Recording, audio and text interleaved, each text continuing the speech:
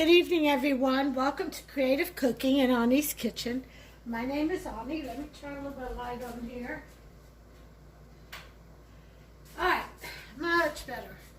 Anyway, welcome, everyone. Before we start, if you wouldn't mind giving me a thumbs up and poke that subscribe button and turn on that notification bell for me. Ding, ding. I am going to show you how I do my chicken fried steak, country chicken fried steak. Now, it confuses a lot of people, especially northerners, because it starts off with a chicken, but there's no chicken in this. The reason why they call it chicken fried steak is because, well, they fry it in a way where the breading resembles fried chicken, once it's done. But this is going to be more of a patty. Some people cut their pieces small, and some people like them big and round. And I think what we're going to do is we're going to pulverize the meat. You use round, let me show you, eye of round steak, okay? And this is the left and right back part of the cow, upper and lower.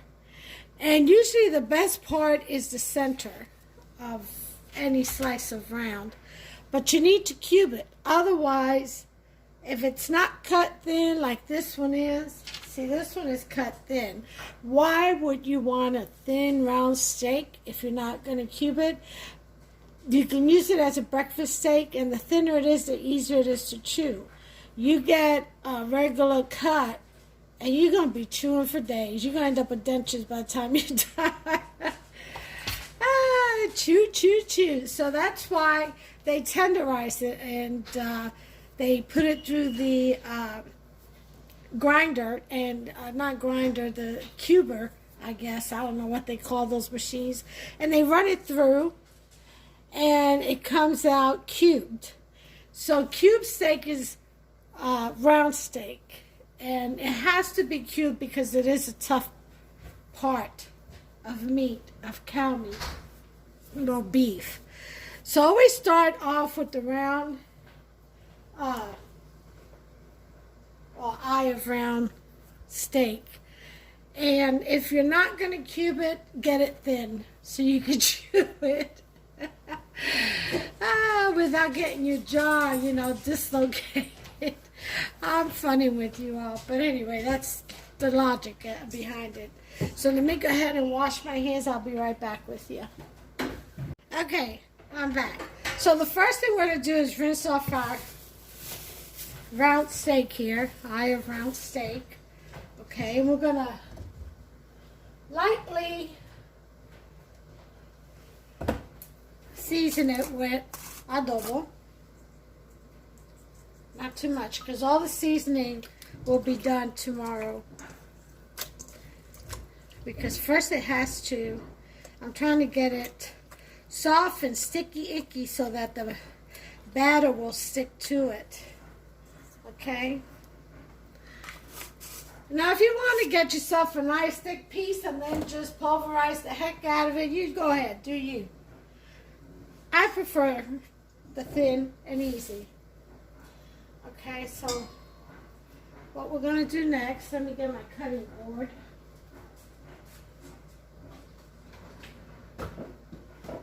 My meat cutting board. That's another thing. When you get cutting boards, get yourself a set. They're not that expensive. And get the different size one, and then use one for meats, one for vegetables, one for bread. You get my drift? That way there's no cross-contamination. And then at least once a week, depending on how much you use it and how much you cook, once a week bleach them in the sink. Just fill up the sink with hot water, pour in about half a cup of bleach, and let them sit in there. And then you rinse them out real good and scrub them with a clean pad with dishwashing liquid. All right, so you maintain them and keep the bacteria off of them. All right, just trying to give you some tips in the kitchen on how to keep your kitchenware. All right, so there's my first piece. I'm going to get, no I'm not, I'm going to leave it just like that. I'm going to use the actual, some people put plastic over it. I'm just going to leave it like that because I don't want any plastic bits entering my steak. I don't want to eat plastic. And then you just pulverize the daggone thing. Alright, and it's a tenderizer. That's what it's for. And this kind of meat really needs to be tenderized.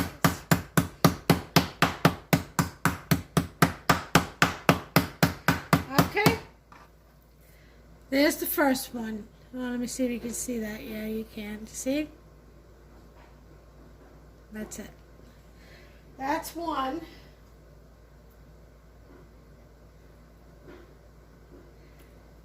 Do one more, and then I'm gonna do the rest off camera. Just want to give all of my subscribers, I think 42 of them. You guys gotta share the news, really. Is my cooking that bad? No. I don't know. Everyone around here seems to like it.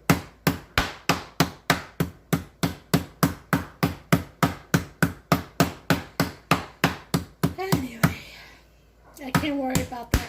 I'm in this to share out of love with my community and bring a little culture into people's lives here and there, and help those who are trying to learn how to cook, and also for the kiddos that are old enough to mess in the kitchen, give them some direction on how to cook. A lot of people don't like to cook because they simply just don't know how, were never taught. With moms and dad having to hit the workforce anymore, a lot of that art has fallen by the wayside. That's why I thank God that in my culture this is passed on. Well, in Puerto Rico it is anymore, but I don't know about those that have come to the mainland. But when I was growing up, it was passed on to me, and I'm so thankful for it. Because it's more than just the cooking. The family time, the inclusiveness of being able to sit with the older ladies, after a while. Yeah, it's awesome. It's like a rite of passage. But anyway, so you get the drift. I'm going to finish here and I'll bring you back. Okay, so I'm done with the tenderizing or the cubing of the meat. So now what I'm going to do is make a mixture in here. In this mixture, we're going to do, hold on,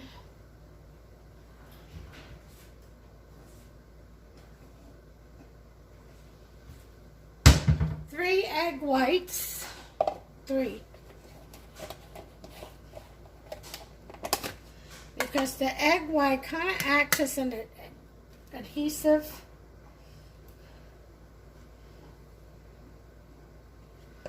So,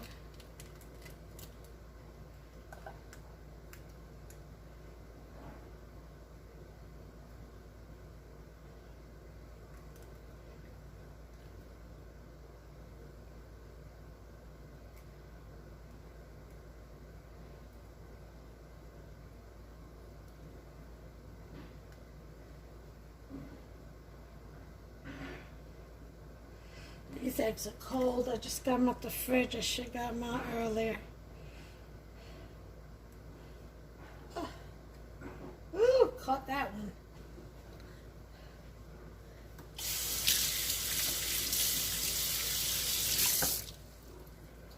All right.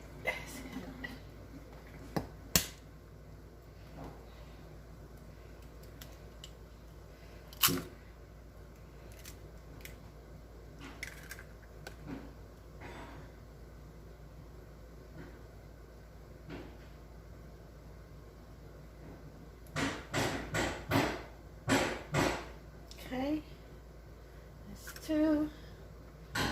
One more.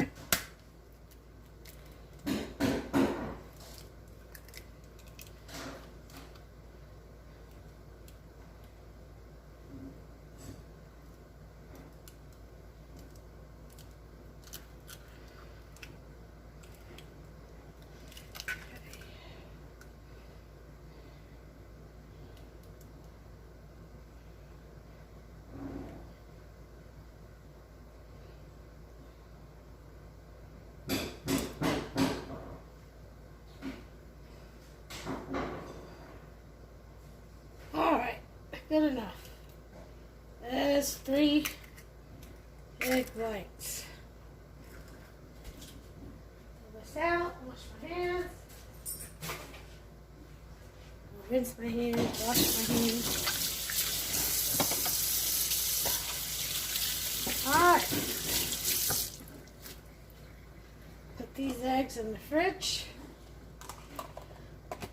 Hubster can have them in the morning.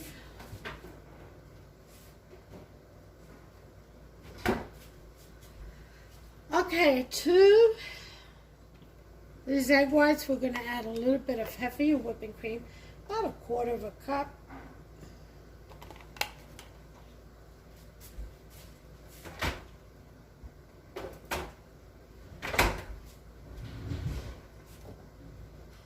We're going to add a teaspoon of baking powder. Try baking powder. Get some fluffiness out of that. Okay.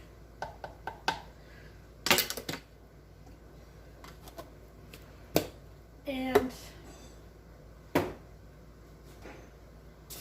tablespoon of cornstarch. This is going to act as another adhesive. Yeah, we're going to make the glue to keep all the breading together. That's what we're doing. So we're going to whisk that away.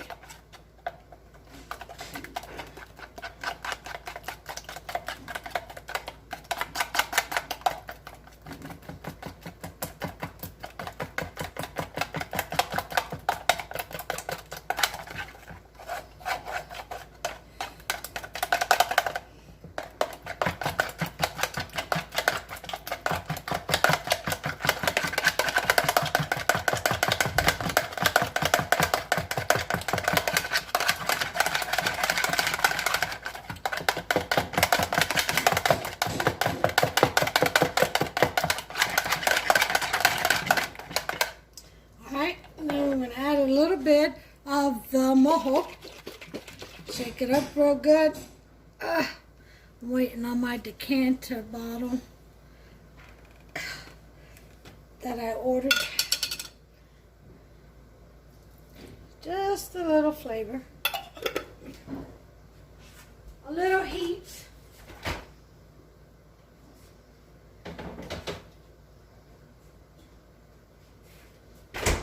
Alright.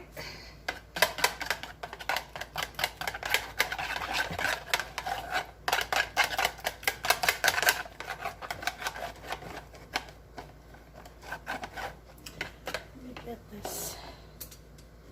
Make sure I get all that flour. I mean cornstarch.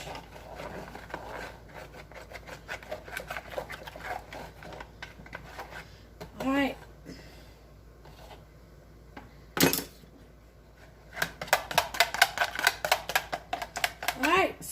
now that that is done, we're going to lay our steaks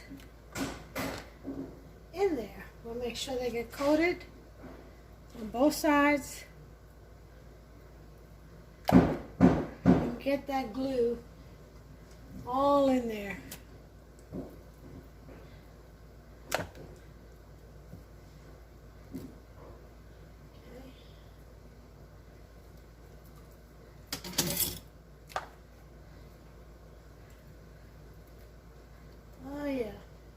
And we're going to leave this overnight. And then tomorrow we will take these out, season them, bread them, and fry them up. Yep. And that'll be that.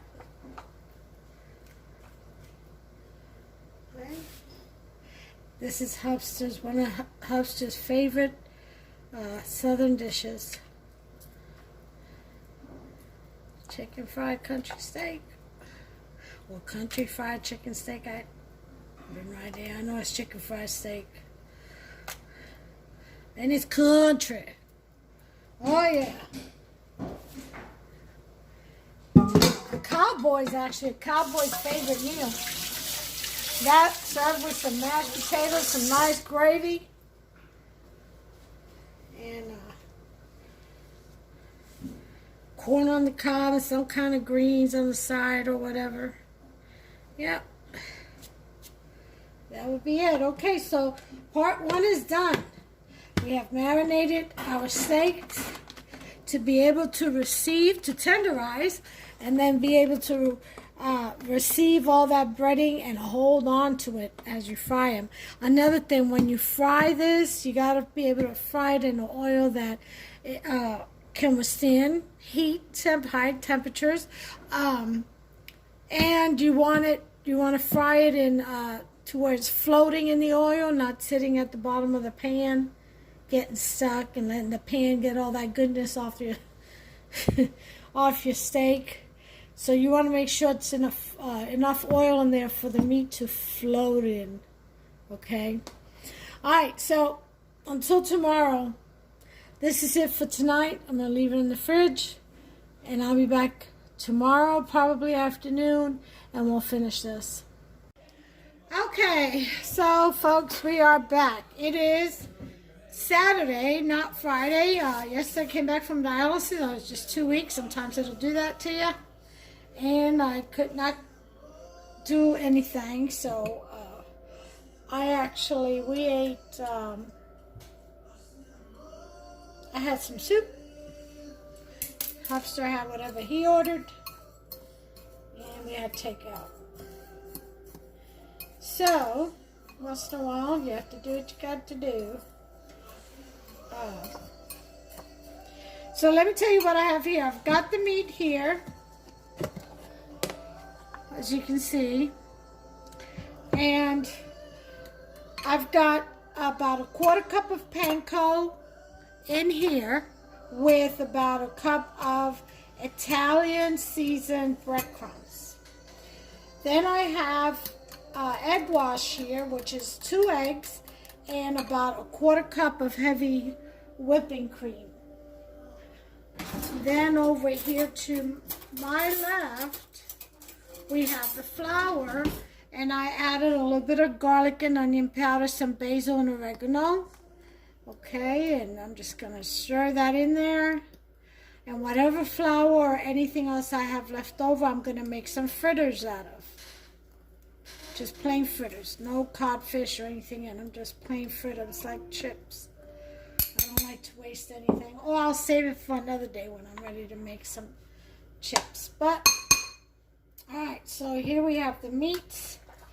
Let's go ahead and give that a little stir. Okay.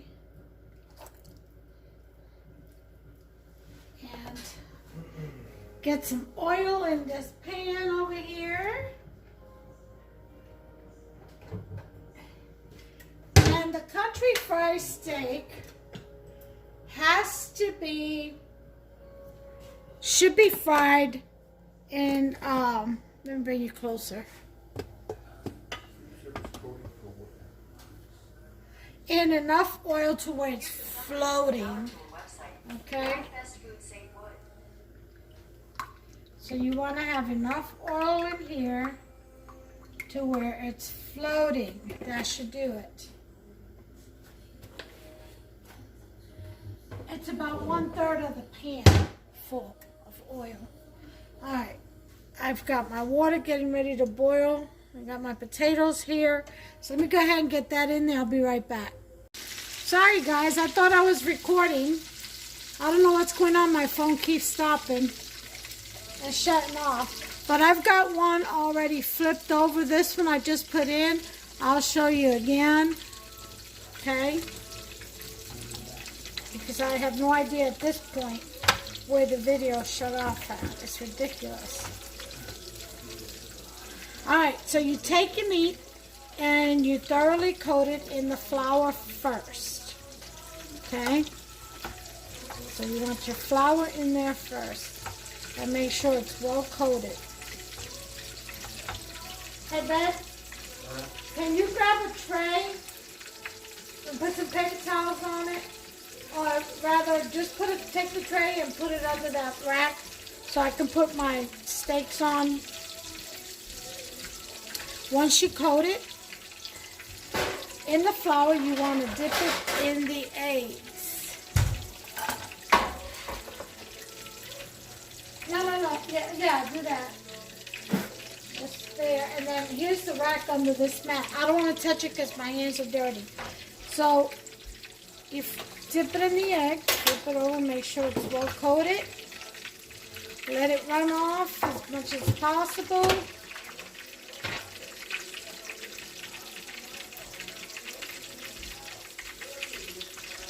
Okay.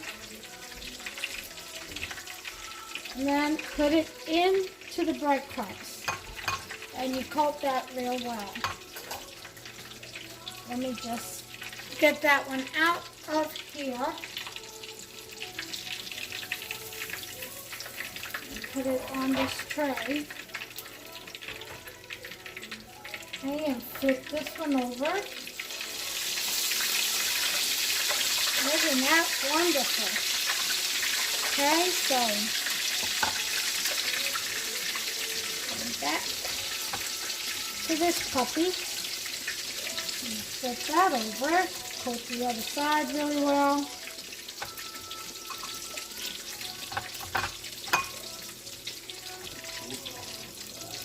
And then we throw it in the pan.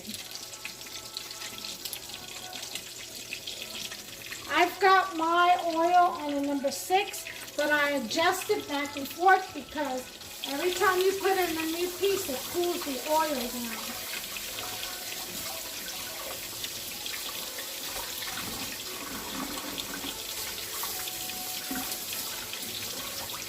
And then I wash my forks every once in a while. It doesn't take up too much and become a hassle when you wash them. So I rinse out my forks every once in a while.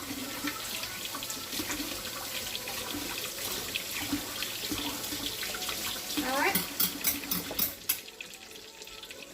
Okay, next piece. Let me see if I can just do this with the fork.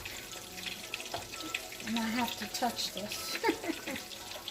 Yeah, alright.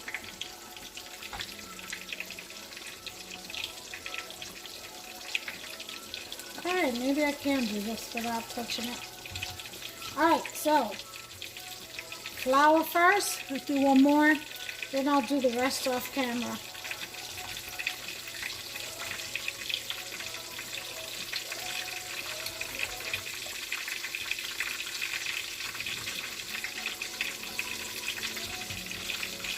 Okay. Once you get that well coated, this one has a little fold. See that? You gotta catch those.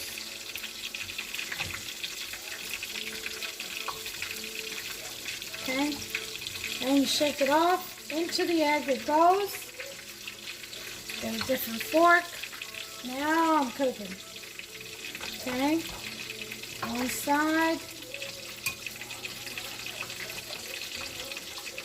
Second side.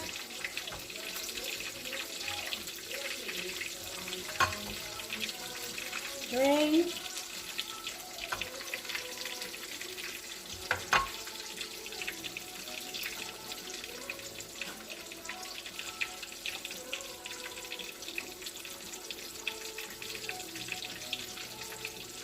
And into the breadcrumbs.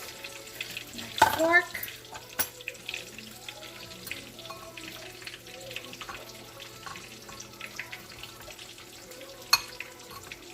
Okay. And you get this one out of the fire. Flip this one over. Oh yeah. Cooking along real nice.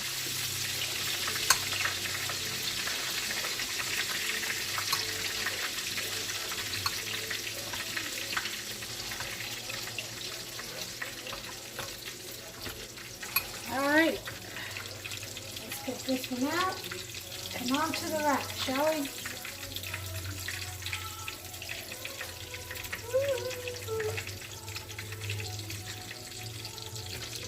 Alright,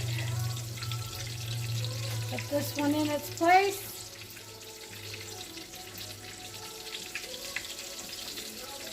Alright, now we're cooking. So I'll do the rest. Let me show you what I have. Okay. Got 2 so far. And I'm going to finish the rest. And I'll bring you back. Saying that. Hi, back. Okay, so I've got all of them fried up. As you can see, they're all sitting right there all cute like. Now I'm getting ready to make the gravy. I got rid of most of the oil. Okay. I kept a little bit of it. Here's the flour that I used to coat. And you put as much as you think you're going to need for gravy. I would say about 2/3 of a cup of flour. Because this gravy my husband can use in the morning with biscuits, and he's got some biscuits, biscuit patty stuffed with cheese in there, so he can use this gravy for that too. So now I'm scraping all the goodness off the bottom. And I'm making sure that I have enough flour to where it's not too greasy. Okay.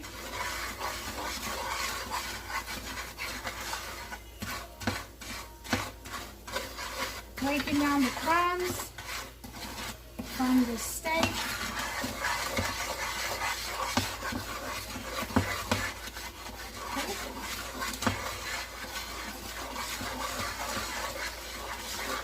This needs, I'm going to do all the flour because it looks a little oily to me.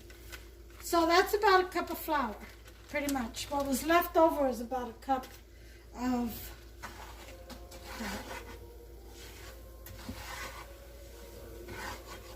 the flour. This is much better.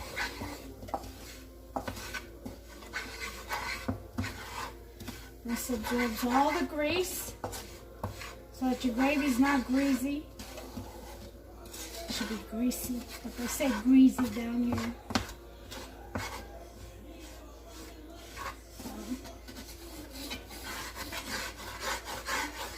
Alright.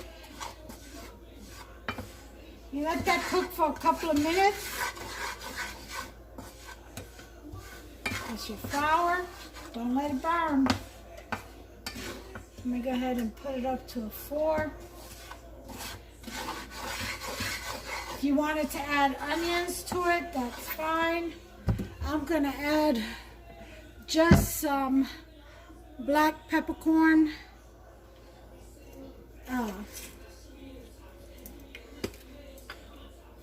This should be all that it should need.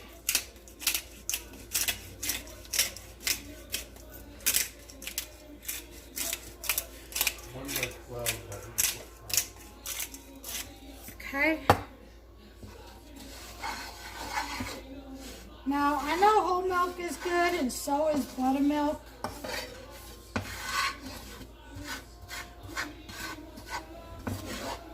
I'm going to use almond milk because I want some of this gravy.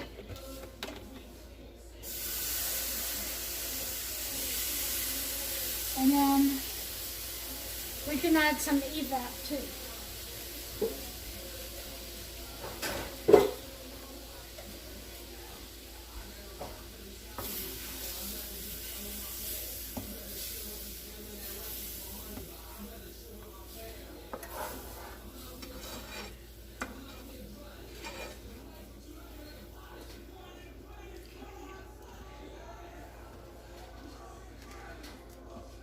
I'm also going to add some heavy whipping cream. I like my gravy nice and creamy. About half a cup. I do things by eye mostly. Okay. Get this can open to be ready to put in the mix.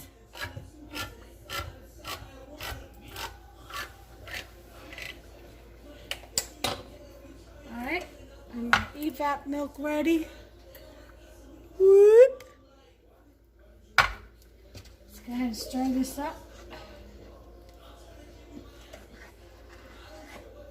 At first it'll look like it's not going to come together. Oh, it's so clumpy. But it does. As you continue to stir and the heat comes through that to that flour and cooks it. Yep. It starts getting real creamy and incorporate it right into that milk.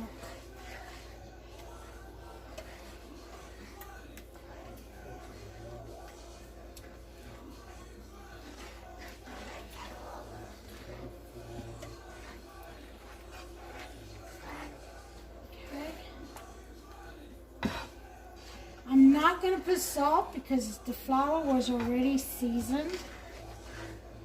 Remember, I had garlic powder, and here's my evap milk. And put in the whole can, which is a 12-ounce can. It's a cup and a half.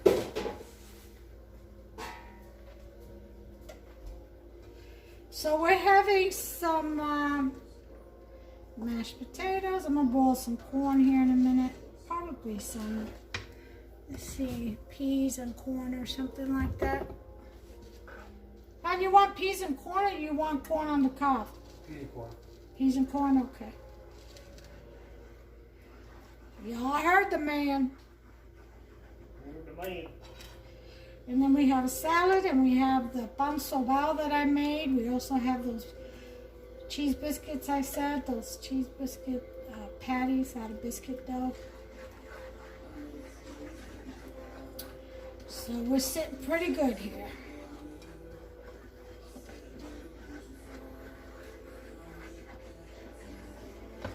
Alright, so I'm going to continue to do this, and I'll bring you back once I have it all smoothed out.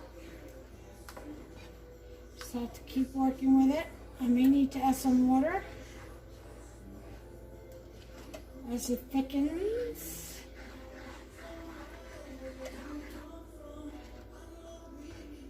Alright, I'll bring you back. Well, there it is, folks. Country fried steak. Look at that. There's the mashed potatoes and the gravy on top, some peas and corn. That's some black peppercorn on top of that.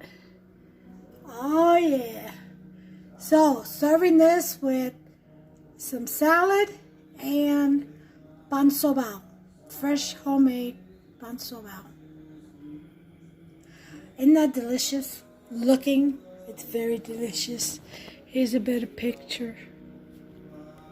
I'm gonna have to turn the light off from behind me because I seem to have a shadow.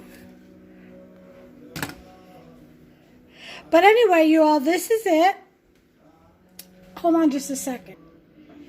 Okay, much better. The light always has to be in front of you in order not to cast a shadow. So isn't that a delicious looking plate? Look at that. Oh, crispy, crispy, crispy, crispy. Good old gravy. There's the mash. Corn, peas and corn. Oh, yeah. And there it is, folks. Well, I hope you enjoyed it. I hope you liked the video. I hope you make you some and let me know how yours turned out. If you did anything different, share, please. I'd like to hear from you all. In the meantime, like this video, subscribe, and turn on that notification bell. Ding, ding. That way you'll be notified every time I upload a new recipe. Okay, it's free. You don't have to pay anything, or you really don't have to keep up with it unless there's a recipe that pops up and you see and then you want to try. So do me a favor, help me out and help a sister out, and go ahead and like, subscribe, and turn on that notification bell. I appreciate it. God bless you all. Take care of yourselves and one another. Be careful out there. Bye.